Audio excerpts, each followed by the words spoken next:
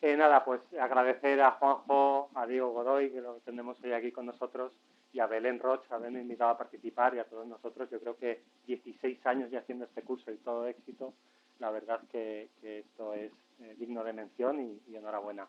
Vamos, para nosotros somos, yo creo, ya he comentado, son muy buenos cardiólogos e internistas, pero yo creo que saben jugar poco a estos juegos. Pero bueno, de hecho, pocas veces han jugado al Cluedo, pero como ha dicho Juanjo, al final lo que tenemos es un caso, un asesino, cómo ha ocurrido y dónde ha ocurrido, y vamos a intentar, sin perder lo que ha comentado del tema científico, vamos a intentar pasarlo un poco bien, pero en general va a ser hablar de enfermos cardiovasculares y vamos a centrarnos fundamentalmente en dos patologías muy importantes para los médicos de atención primaria, que es la fibrilación auricular y la insuficiencia cardíaca. Y para ello vamos a pasar por tres casos, que prácticamente van a ser unos 15 minutos cada caso, y bueno, vamos a hablar de esto, a ver qué os parece.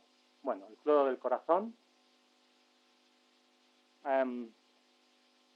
Fin de presentación. Pues nada, ya nos podemos ir todos. Bueno, ahora empezamos a jugar. Las diapos. Vale. Esto sí que ha sido abreviado, ¿eh? Sí, sí. Hemos aprendido mucho. Bueno, aprovecho yo, ya que estáis preparando esto, agradeciendo a Belén y a Juanjo la ocurrencia que tienen año tras año en sacar nuevos modelos para el curso. Yo creo que dejarles un año parados es terrible, porque es lo que hemos visto este año con lo del COVID. Han estado un año parado. El año pasado no hubo curso y han tenido tiempo de crear un curso totalmente distinto y con, vamos, enhorabuena. Bueno, pues nada, se ha cometido un crimen. Tenemos a una paciente que viene a urgencias. Ese sería el crimen un poco.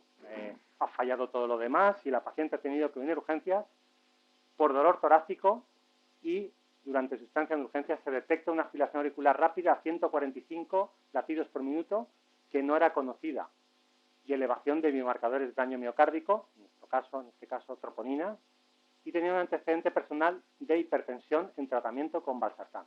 Esto es lo que conocemos del caso y a ver nuestro investigador, don Juan. Tenemos que hablar de quién es el asesino, ¿no? Para empezar a hablar. ¿O? Bueno, ¿qué te parece? Sí, vamos a ver si vamos a intentar encontrar al asesino. Yo también digo que vosotros también podéis hacer investigadores, ¿eh? Que yo estoy ahí con la pipa preparado y también quiero que... Pero vamos, yo diría que el asesino va a ser la fibrilación auricular, ¿no? La que está causando el dolor torácico. ¿Y qué pasa con los biomarcadores? ¿Por qué están elevados los biomarcadores? ¿Es que la señora ha tenido un infarto? Pero, hombre, pedir unos biomarcadores en urgencias es algo que no se puede escapar nunca. ¿A quién no se le pide unos biomarcadores? Pero claro, esto nos complica ver el asesino, porque ¿será una fibrilación auricular o hay algo más detrás? ¿Qué opináis? Aquí vosotros también sois todos investigadores, ¿eh? No... Necesitamos vuestra colaboración para llegar a esclarecer el caso. O sea, el investigador, don Juan Cosín, lo que quiere decirnos es que si las troponinas es una pista falsa que alguien nos la ha puesto o realmente es la causa principal. Es decir, ¿es un síndrome coronario agudo que este paciente tiene una placa inestable que se ha roto? ¿O alguien nos ha puesto las troponinas para meternos una pista falsa y decir, bueno, pues esto ya de cardio seguro? ¿Qué opináis? Bueno, opino yo. Venga. Yo creo que una elevación de troponinas en una paciente con una fibrilación auricular taquicárdica es bastante frecuente y no nos tiene que hacer pensar en un infarto relacionado con una rotura de placa, lo que tú has dicho. Podríamos hablar de la definición universal de infarto, pero esto sería meternos en otra investigación que no acontece en este momento, ¿no? Entonces yo me quedaría con que el asesino es la fibrilación auricular. No hay un infarto detrás de esta paciente. Lo que tendríamos que ver es cómo podemos evitar que este asesino cree más daño. ¿Qué es lo que tenemos que hacer con esta paciente para... o con esta paciente no, con este asesino para que no cause nuevos asesinatos, ¿no? ¿Qué pensáis que tenemos que hacer? Tenemos que hacer dos cosas. Preocuparnos de su clínica, de sus síntomas, control de frecuencia, control de ritmo y mejorar su pronóstico. Ponerle un anticoagulante para evitar que haga un ictus o que la paciente se muera, ¿no? Entonces, para mejorar sus síntomas, podemos o controlar la frecuencia cardíaca o optar por el control del ritmo. En este caso, no sabemos cuánto tiempo lleva con fibrilación auricular, pero si ha empezado con dolor torácico, podemos intuir que es reciente comienzo, que ha empezado cuando ha empezado con el dolor torácico, y podríamos optar por el control del ritmo en urgencias. ¿Por qué? Pues porque hasta ahora, o hasta hace un año, que tuvimos el estudio ISAFNET 4, pensábamos que el control de la frecuencia cardíaca era igual al control del ritmo. Eso es lo que sabíamos, la evidencia que teníamos hasta ahora, especialmente en un paciente de 76 años. Pero desde este estudio lo que comparaba es en pacientes como Amparo, ¿tenía nombre? Bueno, Amparo, Amparito, se va bien. Bueno, pues una paciente como Amparito que viene a urgencias con este cuadro de dolor torácico de pocas horas de evolución, pacientes con fibrilación auricular de menos de 6 meses de evolución, el control del ritmo, es decir, revertir la ritmo sinusal, mejora su pronóstico, mejora la mortalidad, mejora los ingresos por insuficiencia cardíaca y mejora su pronóstico en general. Por lo tanto, yo optaría por intentar controlar. Fijaros que lo que ha dicho el inspector Cosín tiene razón con respecto al sentido común. Es decir, hasta ahora decíamos, bueno, ¿qué es mejor en un paciente que viene por una fibrilación auricular? ¿Que vuelva a su ritmo sinusal o que continúe en fibrilación auricular con una frecuencia cardíaca menos de 110? Hasta ahora no teníamos datos para decidir y decíamos todo es igual. Pero, por suerte, lo que acabo de comentar, y es una novedad importante, parece ser que en los pacientes que hacen poco tiempo están en fibrilación auricular es mejor intentar que vuelvan a su ritmo sinusal. ¿Y cómo lo haríamos? Pues yo creo que estando en urgencias, lo primero que podríamos intentar es una cardioversión farmacológica, que puede optar por flecainida o propafenona, y si esto no funciona, podemos optar por una cardioversión eléctrica, que es súper segura y la podemos hacer en urgencias perfectamente. Pero cuanto antes intentemos revertir a esta paciente, más fácil va a ser que revierta y vamos a evitar todo el tema de la anticoagulación, porque una de las nuevas mensajes de las guías nuevas es que cuando un paciente lleva más de 24 horas, no 48 que decían antes, más de 24 horas en fibrilación auricular, tenemos que ser cautos con la cardioversión inminente y ya tenemos que empezar con anticoagulación desde el principio. Aunque tenemos la ventana de primeras 48 horas para intentar la cardioversión, tenemos que ser en las primeras 12 o 24 horas el riesgo de ictus derivado de la cardioversión es mucho menor. Por lo tanto, cuanto antes revirtamos a la paciente, mucho mejor. También podemos utilizar Bernacarán, pero bueno, esto ya. Pero vamos a seguir hablando de la paciente. Muy bien. Porque la paciente también va a tener, hemos dicho, los síntomas y el pronóstico. Muy importante el pronóstico. El pronóstico, ya hemos dicho que con el control del ritmo mejoramos su pronóstico. Eso no quiere decir, una cuñita, perdonad, que en pacientes ancianos que toleran perfectamente la fibrilación auricular, los dejemos con su fibrilación auricular con la frecuencia cardíaca controlada. Lo uno no quita lo otro, y ahora no, porque el doctor Cosín, o el inspector Cosín, el inspector Cosín en el juego del Cluedo ha dicho que es mejor el control del ritmo, es decir, revertir el ritmo sinusal, ahora todos control del ritmo. No, tenemos que mantener el sentido común. Pero en general, pacientes de corta evolución, revertir el ritmo sinusal. El otro mensaje importante, la anticoagulación.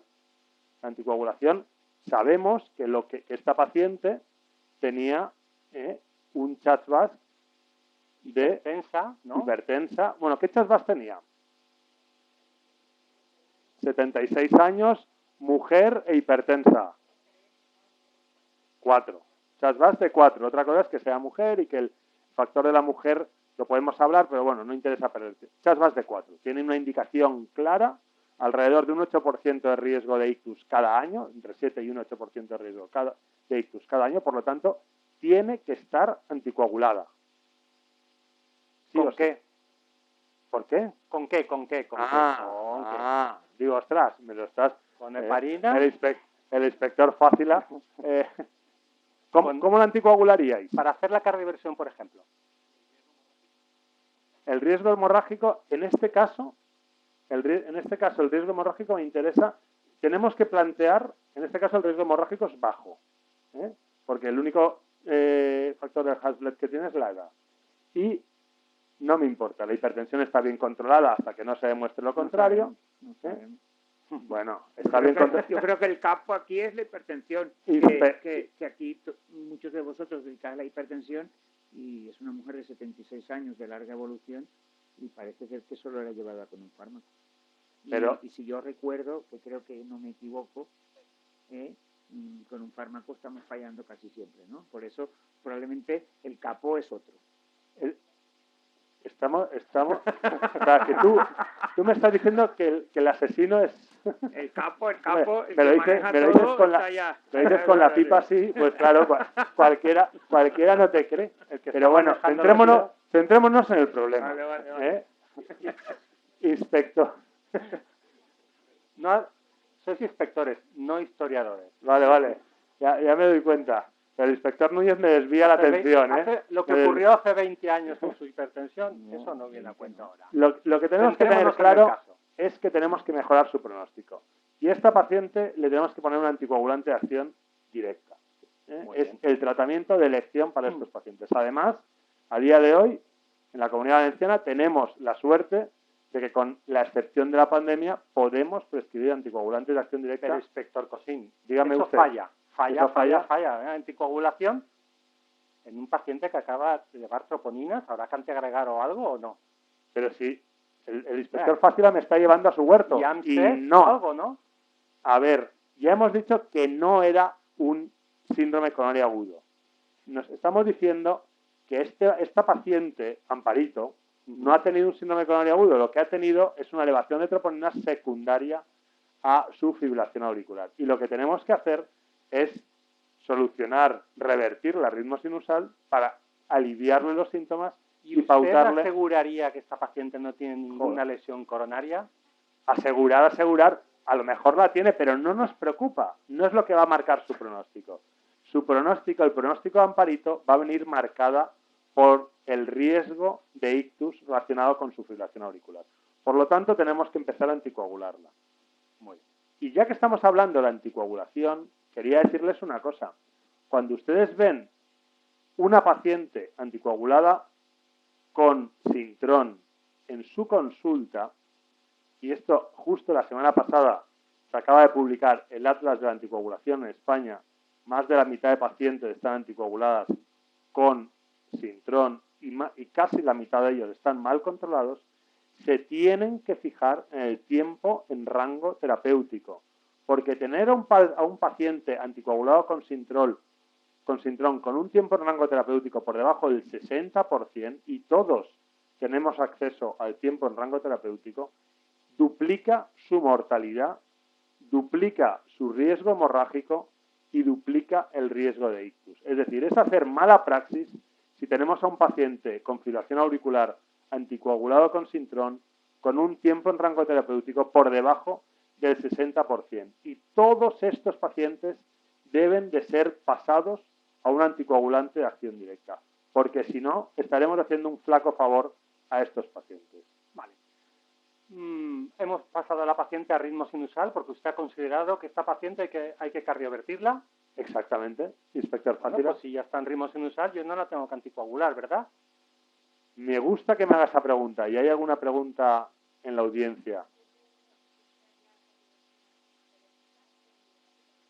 Habría que poner o heparina o un anticoagulante de acción directa. Si tenemos acceso a un anticoagulante de acción directa, un anticoagulante de acción directa es tan rápido en su inicio de acción como una heparina. Por lo tanto, podríamos utilizar un anticoagulante de acción directa desde el principio, la dosis adecuada.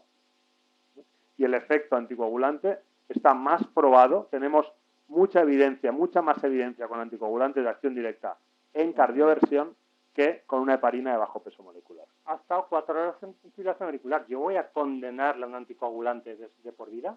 Muy buena pregunta, inspector Fácila, muy buena pregunta. Y le tengo que decir que la respuesta es obvia, y es que sí.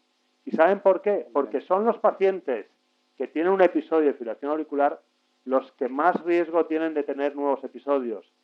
Y precisamente el AFIRM en 2002 falló por esto, porque lo que hacíamos entonces era retirar la anticoagulación a los pacientes que revertían a ritmo sinusal.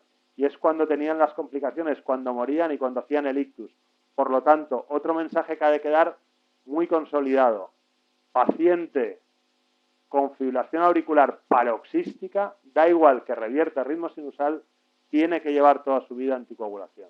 Entonces, ¿podemos concluir que el tiempo en fibrilación auricular no es sinónimo de indicación o no de anticoagulación? Totalmente de acuerdo, inspector.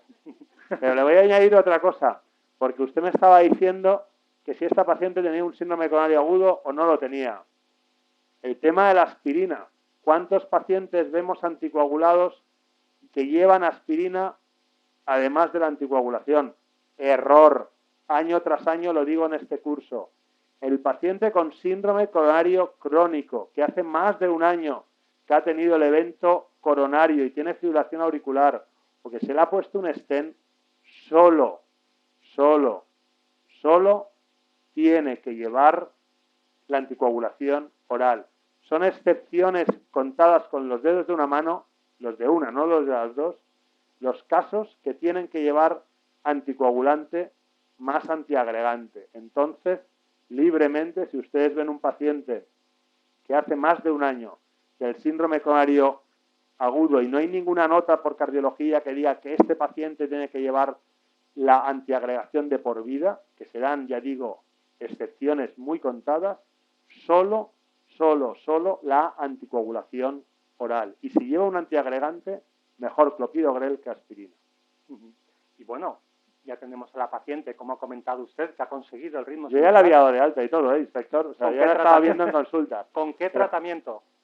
¿Con qué tratamiento? Pues si lo hemos cardiovertido, siendo un primer episodio que ha requerido de cardioversión, probablemente se lleve un antiarrítmico.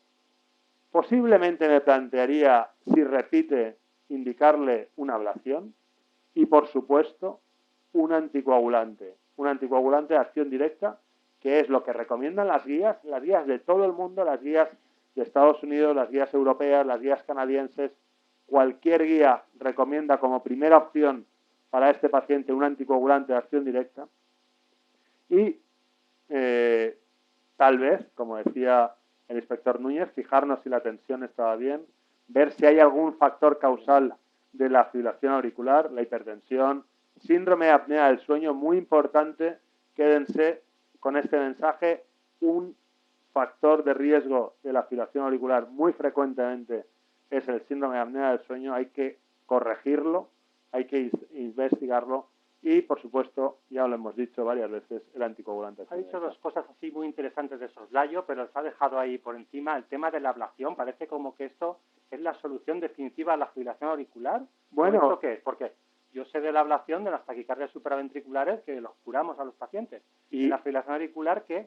En la fibrilación ¿Por qué auricular, no ablacionan ustedes, los inspectores, a todos los pacientes con fibrilación auricular? No, porque no, llenaríamos los laboratorios de electrofisiología de esto y no se puede. O sea, tenemos que indicar adecuadamente la ablación, pero en pacientes sintomáticos con fibrilaciones auriculares paroxísticas y cuanto antes ablacionemos al paciente, cuanto menos daño estructural tenga la aurícula, más eficaz va a ser la ablación y mejor pronóstico, menos recidivas de fibrilación auricular. Y especialmente, ya está levantando aquí el inspector Núñez la mano porque ya quiere hablar de su libro, me queda claro. pero, A mí no me queda claro.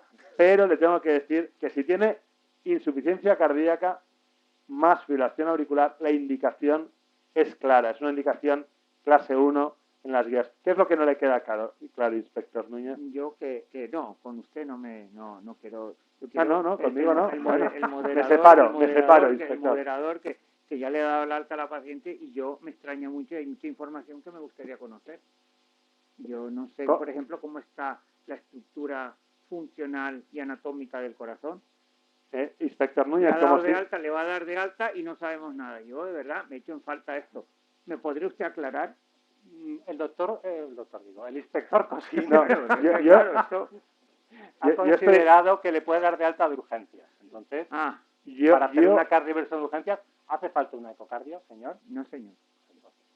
¿Hace falta un ecocardio para hacer una cardioversión? ¿Hace falta un ecocardio para indicar un anticoagulante de acción directa? ¿Cómo que no? Tiene que ser no valvular. Cuidado. Dios mío, me entro en escalofríos. A ver, me gusta que saque este tema, inspector, no porque valvular. El mensaje de ser claro. No necesitamos, todos ustedes tienen fonendoscopio, pueden auscultar a estos pacientes. La mayor parte de estenosis mitrales que vemos a día de hoy tienen antecedente de fiebre reumática. Es raro el paciente, son muy raros los casos de fiebre reumática. El resto de valvulopatías son compatibles con un anticoagulante de acción directa y el resto de valvulopatías soplan. Y no les voy a decir la cicatriz que llevan los pacientes que tienen una prótesis mecánica y además suena. Por lo tanto, mensaje contundente, no necesitamos un ecocardiograma para iniciar un anticoagulante de acción directa. Eso no quiere decir que al paciente con fibrilación auricular, en la consulta de fibrilación auricular, le hagamos un ecocardiograma para conocer más de su corazón.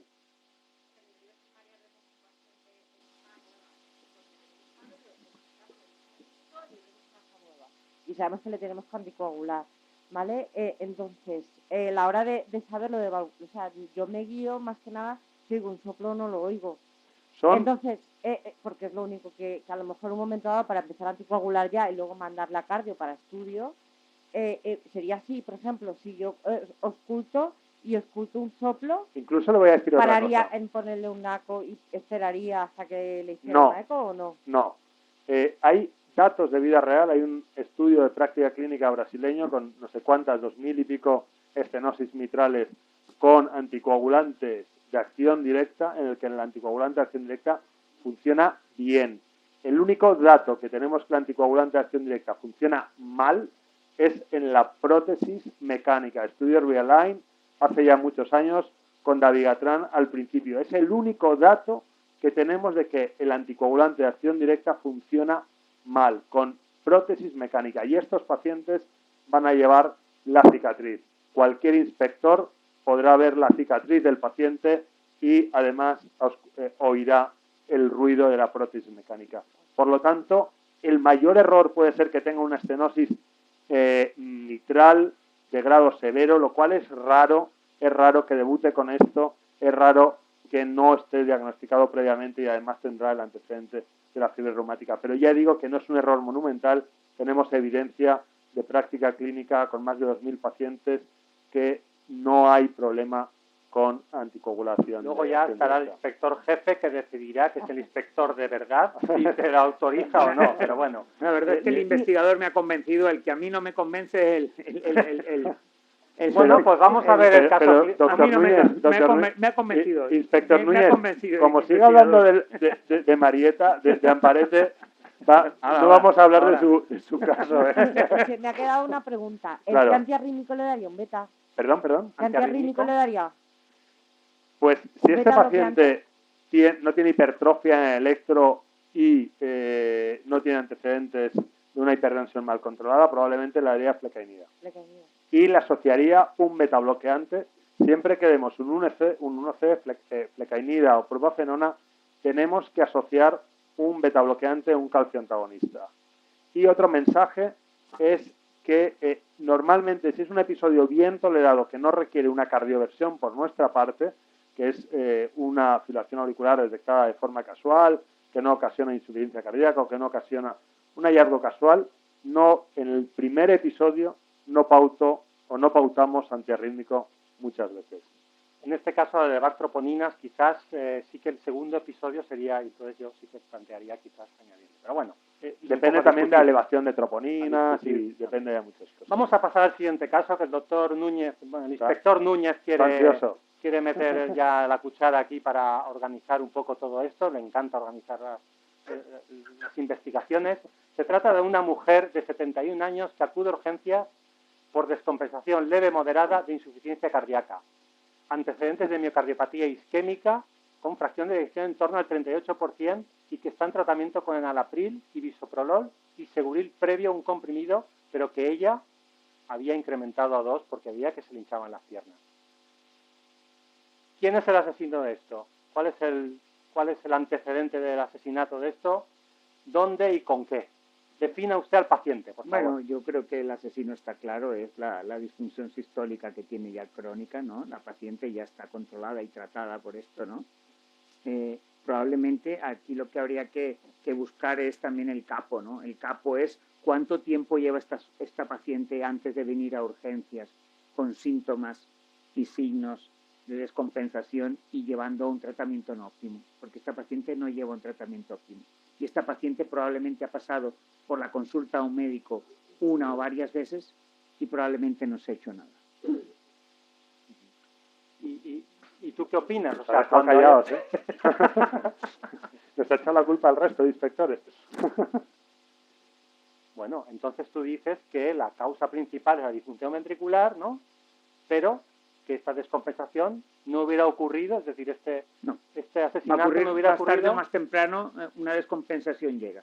Esto es la única realidad. Pero ¿no? ¿cómo podríamos haber evitado esta descompensación? Pues obviamente prolongándola en el tiempo y esto se consigue con un tratamiento médico óptimo. Bueno, defíname usted al paciente. La paciente tiene tratamiento médico óptimo. La paciente lleva tratamiento lleva enalapril, beta bloqueante y furosemida.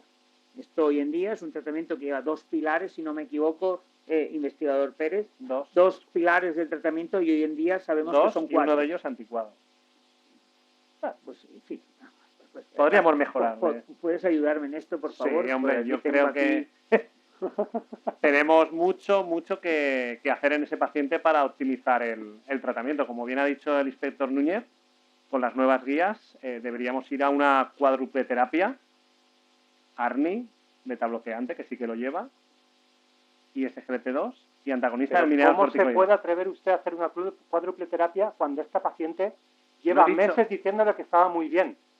Pues porque es la falsa estabilidad de los pacientes. Yo siempre digo lo mismo. ¿Conocemos o conocéis algún inspector de aquí, algún paciente que no se ahogue en un grado de disnea? Todos se ahogan. Todos dicen que está bien, pero porque se amoldan a su vida. Es decir, claro. Van a subir escaleras y se fatigan, o tienen que parar en el banco o en el tercer banco del parque, o corre el nieto y no pueden ir detrás de él. Todos se ahogan. Es decir, es una falsa estabilidad. Los enfermos no están estables.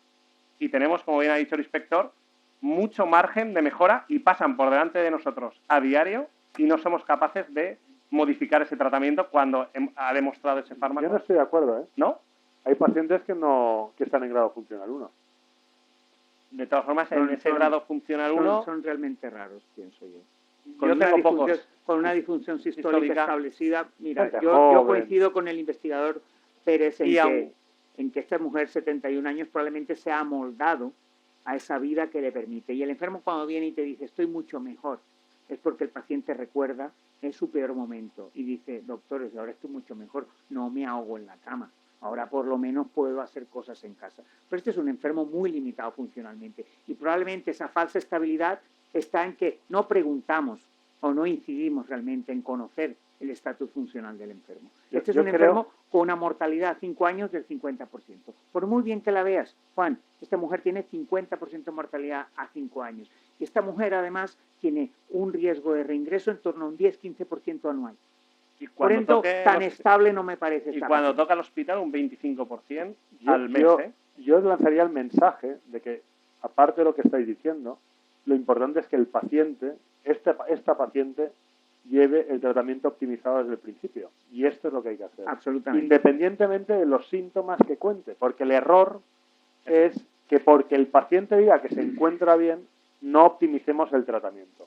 Cualquier paciente, como esta paciente, debería llevar el tratamiento optimizado, independientemente de los síntomas que nos cuenten. En eso estoy de acuerdo con usted. Efectivamente. Me alegro. Fijaros, hay que pasar de esa actitud proactiva. Esa actitud proactiva, bueno, ahora que está bien la dejamos igual. La próxima vez que empeore, ya veremos. Ese es el escenario donde tú estás actuando en el puro empirismo. Porque ese paciente no se ha evaluado en ensayos clínicos. El enfermo que se ha evaluado en ensayos clínicos es ese enfermo estable que te ve en la consulta. ¿Cómo estás? Oye, con el tratamiento es el que estoy un poco mejor, la verdad es que estoy bastante mejor. Ese es el enfermo que ha entrado, que se ha evaluado en los ensayos clínicos. Inspectora Laura, que esa cuádruple terapia disminuye la mortalidad. Inspector Núñez, que hay en este momento. Inspectora Laura. Y además pienso, algo que nos ayudaría mucho en primaria, a ver si un paciente está descompensado, que lleva un diurético. Esta paciente lleva un Seguril. Entonces, para mí, un paciente con insuficiencia cardíaca, con una fracción de eyección reducida, con un diurético, no está compensado.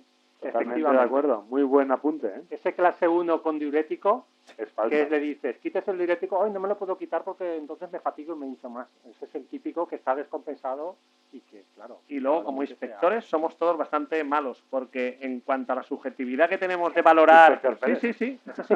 No me incluyan en el saco. Somos muy malos en valorar la objetividad de la clase de NIJA de los pacientes. Es decir, no evaluamos bien la NIJA de los pacientes. Y también, como ha dicho el inspector Núñez, no sabemos preguntar por esos síntomas o signos que los enfermos plantean. Inspector Pérez, yo creo que volvemos a lo que yo he dicho antes. El mensaje contundente debe ser que los pacientes con disfunción sistólica tienen que llevar los 4 pilares, independientemente de los síntomas. Y luego ya nos preocuparemos de los síntomas. Pero cuando llegamos aquí, ya llegamos tarde. Como ha dicho el inspector Núñez, cuando ya toca en el hospital, la mortalidad se dispara. Desgraciadamente, en este país, y esto es una realidad horrible, el 80% de los diagnósticos nuevos de insuficiencia cardíaca se hacen en un servicio de urgencias. Llevan meses consultando a su médico con síntomas y signos compatibles. Pero es que, claro, tiene 76 años, esta señora está obesa, está gordita. Señora, ¿qué quiere usted con Esther? Y la mujer dice, pues tiene razón, está usted gorda, señora. Pues tiene razón, está gorda, tiene 76 años y tiene insuficiencia cardíaca. Concretemos los pilares, pero claro, ahora ha venido esta señora, tenemos en urgencias, ¿qué tratamiento le pones en urgencias? ¿Y cómo concretas esos pilares? Primero hay que objetivar el grado de congestión de la paciente. Leve, moderado. Hay que decongestionarla, probablemente esa paciente requerirá durante un corto tiempo una intensificación de su tratamiento diurético y muy pronto intentar optimizar el tratamiento que el doctor Pérez nos va a recordar. Que cambia la historia natural de la enfermedad, doctor Pérez, por favor. Bien, Núñez, ¿cómo se quita? Bueno, ¿qué? ¿Lo ingresamos o lo mandamos a casa? Dependiendo del estatus del paciente. Yo pienso que no está hipoxémica, no tiene instabilidad moderada, el hospital es un paciente que se puede manejar. Ya lo sabes. Lo depresionamos y lo mandamos a casa, ¿no? Exacto. Fuera. Bueno, yo creo que antes de hablar del tratamiento, que es lo que se quiere quitar el marrón aquí el inspector Núñez, yo creo que si lo mandamos a casa, hay que mandarlo con una continuidad asistencial. Si no, vamos a fracasar. Podemos poner los 4 pilares, pero como alguien no le haga el seguimiento a ese enfermo, ya sea en combinación con primaria o nosotros del hospital, el enfermo va a fracasar, porque no es cuestión de poner los 4 fármacos y dejar al paciente a libre albedrío.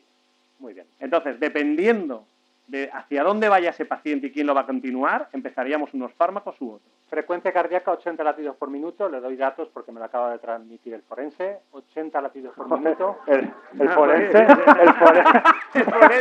Ya no hay nada que hacer.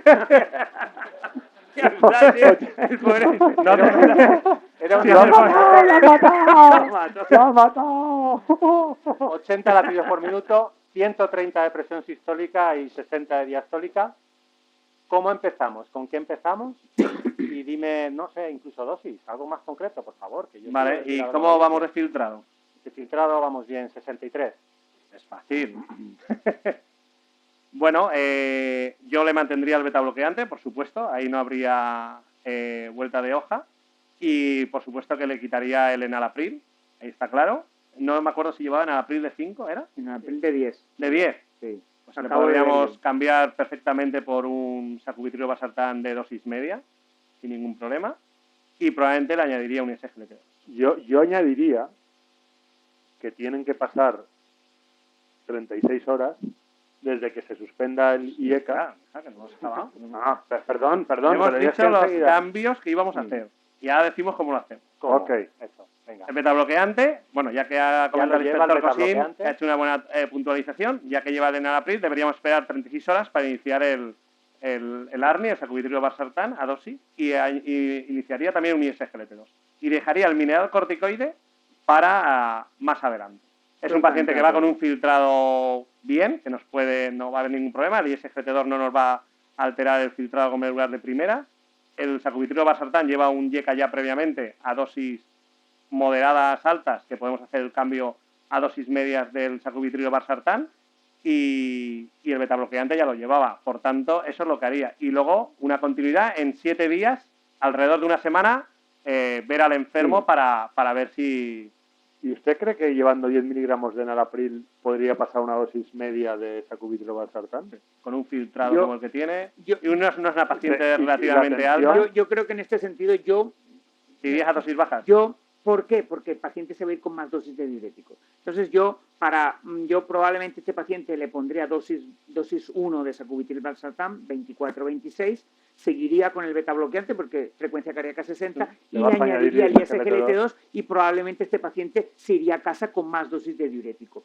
Y sería un buen momento para reevaluar si subimos dosis o no en la primera visita, que es clave, que es la continua asistencial. O sea, yo ese sería mi abordaje. Coincido, inspector. Bueno, las dos opciones serían... Se podrían valorar, tanto una como otra. Pero hay que tener en cuenta, si no llegamos a escalar la dosis de sacubitril valsartán, ¿es un fracaso de sacubitril valsartán o no? Es decir, si cuando quiero yo subirle a 49-51, no, tiene una tensión de 9... Inspector Fácila, no. Estamos de acuerdo los 3 inspectores. ¿No? ¿Tiene el mismo efecto sobre la supervivencia? Está claro que el paciente que tolere dosis más altas identifica un paciente de mejor pronóstico, pero comparando dosis bajas de sacubitril valsartán versus dosis equipotentes, o sea, dosis bajas de enalapril, siempre se observa beneficio de sacubitril valsartán. Y, señor inspector Núñez, usted que trabaja en una comisaría de alto standing allí al lado de la Facultad de Medicina, que tienen una unidad que dicen que es una unidad de insuficiencia cardíaca porque tiene enfermería, allí sillones donde pone tratamiento. ¿Qué opina usted de la colaboración de enfermería en el manejo de este tipo de pacientes? Absolutamente clave. ¿Importante o es innecesario? Absolutamente clave. Realmente el pivote fundamental donde reside el cuidado crónico de estos pacientes está en enfermería. Esperemos, y esto ya es una reflexión que hago yo en general, ¿no? Esperemos que enfermería se ponga en valor y empiece a asumir valores realmente que le dan valor adicional a su profesión. Y esta es una de ellas. Y que no las envíen de sitio a sitio como se hace, ¿no? Como temporeros. Esto realmente es un fracaso del sistema. Muy bien, vamos a un tercer caso. Yo creo que, prolongando un poquito el tema de la insuficiencia cardíaca, esta ya es una mujer más añosa, 81 años, con antecedentes de diabetes, fibrilación auricular crónica y obesidad con un índice de masa corporal de 31, que presenta disnea de esfuerzo y un episodio de reposo, con edemas maleolares que siempre le han dicho que es por mala circulación. Eso es lo que dice la paciente. Defina usted, inspector Pérez. Hago como ha hecho el doctor Núñez, le paso la pelota, así igual. Porque esas son las que nos gustan a todos, que cada vez hay más. ¿Qué criterios diagnósticos podemos tener de esta paciente? Yo creo que aquí el asesino o el capo, como bien dice el inspector Núñez, es la diabetes, la fibrilación auricular, la obesidad, es decir, es la típica paciente, normalmente son mujeres porque son lo que más tenemos, lo que más prevalencia hay de insuficiencia cardíaca con FEI preservada, es la tipología de mujer, de paciente, perdón. Mujer, gordita, diabética, hipertensa, con insuficiencia renal, con fibrilación auricular, y eso hace que nos lleve a desarrollar esta insuficiencia, que más que una enfermedad es un síndrome clínico que todavía no tenemos muy claro qué es lo que está provocando esa disfunción o esa alteración. ¿Pero usted cree que con esos datos ya sería suficiente, con esos datos clínicos, para hacer un diagnóstico de insuficiencia cardíaca? No, yo creo que, tal como nos dice el algoritmo... ¿Qué necesitaría más para ello? Tenemos los signos, tenemos los síntomas, deberíamos hacerle un electro y con ello pedir unos péptidos natriuréticos. Creo que el departamento... Y la radiografía de tórax, como bien indica la doctora Laura, que eso al inspector Fácila y a mí nos da caña, que es el protocolo que hicimos o la recomendación que hicimos en el departamento, porque la placa de tórax tiene un nivel de evidencia 1 para el descarte de disnea en el paciente crónico. Y por eso se pide también la placa de tórax. Entonces, con eso, valorar los valores de péptido y dependiendo del valor aquí en el departamento tenemos el NT-proBNP. Si está por debajo de 135, la causa va a ser otro tipo de causa, no va a ser cardiológica, de insuficiencia cardíaca. Y si está por encima de 135, hay que hacer una ecocardiografía arreglada. Ese es el algoritmo diagnóstico que haríamos con esta... Es muy importante de aquí a primaria saber interpretar los valores de los péptidos natriuréticos. Los péptidos natriuréticos tienen un excelente valor predictivo negativo para descartar la enfermedad, pero no para el diagnóstico, no para el ruling. ¿Vale? Si tú tienes péptidos normales, probablemente ahí habrá algo diferente, algo más, ¿vale? Pero si tienes péptidos altos, pues bueno, hay que terminar haciendo un ecocardiograma. Reglado, y que hay muchas causas que aumentan los péptidos natriuréticos, no solamente la insuficiencia cardíaca. De cualquier forma, a estas pacientes le harían un ecocardiograma, ¿no? Sí, hasta hay que hacérselo. Es decir, es lo que he dicho. Esto, sí o sí, me quedo más tranquilo. Sí que es verdad que también hay unos scores de riesgo de riesgo de insuficiencia cardíaca, y la diabetes, la fibrilación auricular, ya la edad y la obesidad hace que prácticamente... ¿Cómo van a salir esos péptidos? ¿Cómo van a salir? Pues van a salir en zona gris. 670. Yo iba a decir 900, pero no creo que salgan mucho más altos en esta paciente, ¿eh? Pero es obesa y la obesidad reduce los niveles. Sí, claro. Muy bien. Bueno, y antes ha dicho el inspector Núñez, la optimización terapéutica del paciente con fracción de eyección reducida. Esta paciente, vamos a suponer que ya todavía no tengo los datos del forense, y que tiene una fracción de eyección preservada en este caso. ¿Cuál sería su optimización terapéutica? Como bien ha dicho el inspector Núñez, y me ha pasado la pelota, y tiene una comisaría de alto rendimiento al lado del anatómico forense, ¿con qué tratarías a la enferma? ¿Con qué le mejoraría su pronóstico? Pues mira, lo primero en este paciente es hacer una evaluación de la congestión y evaluar cuánta dosis de diuréticos requiere. Hay pacientes de estos que requieren muchos diuréticos, pacientes que prácticamente, muchos de ellos prácticamente requieren dosis bajas o incluso nulas. Eso es lo primero. El diurético ajustado al grado de congestión del enfermo. Bien, y segundo, está hablando mucho del grado de congestión, evaluar el grado de congestión. Y segundo, actualmente el único fármaco, después de 30 años de fracasos, que ha funcionado el síndrome de la insuficiencia cardíaca y fracción de eyección preservada, aunque actualmente no está aprobado por ficha técnica, esto es un problema administrativo, pero ya tenemos el ensayo clínico, es la empagliflozina. Sí, es SGLT2, empagliflozina. Es el único fármaco que reduce el compuesto de muerte cardiovascular ingreso por insuficiencia cardíaca. Pero En esta paciente. Las guías no lo han incluido, ¿eh? Las guías fijaros, esto es el debate, ¿no? Las guías surgen un día y ese mismo día se publica el ensayo clínico. O sea, el mismo día quedaron obsoletas las guías en cuanto a este apartado.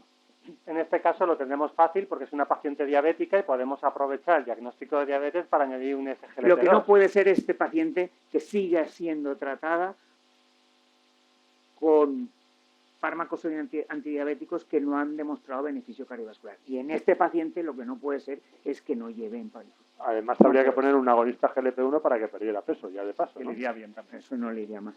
¿Usted qué cree? Ahora que ha hablado de agonistas del GLP-1, ¿usted cree que eso va a ser el futuro también del tratamiento de la insuficiencia cardíaca con preservada? Ahora mismo, si somos ortodoxos, en los ensayos clínicos que han evaluado un popurrí de pacientes de este tipo, es un problema muy heterogéneo, los resultados han sido neutros.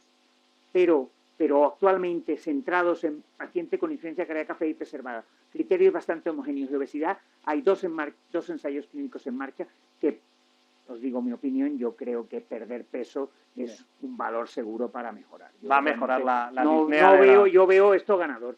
Yo no veo un paciente con 35 de IMC perdiendo peso, no se va a encontrar mejor. Y este caso que le hemos asignado al doctor Pérez, ¿tú crees que tienen la misma importancia que el anterior? Es decir, ¿el pronóstico vital de este paciente es equiparable al de la fracción de eyección reducida? ¿O es un enfermo mucho más light, que te lo hemos dado a ti porque como eres internista, vale, ahí lo tienes? Tienen peor pronóstico, es decir, son enfermos con muy mal pronóstico, es decir, el pronóstico es fatal. El pronóstico de la insuficiencia cardíaca con fracción de eyección preservada probablemente es igual de malo malo que el de la reducida. Igual de malo que el otro. Por tanto, tenemos que, primero, el diagnóstico precoz y segundo, el tratamiento que dispongamos en ese momento. Que hasta ahora ya disponemos, como bien ha dicho, de una arma terapéutica que deberíamos utilizar. Muy bien, pues yo creo que ha quedado más o menos claro. Gracias, inspectores. Gracias al resto de jurado y a los inspectores que tenemos por ahí un poco escondidos. Y nada, pasamos a la siguiente mesa. Muchas gracias. Muchas gracias.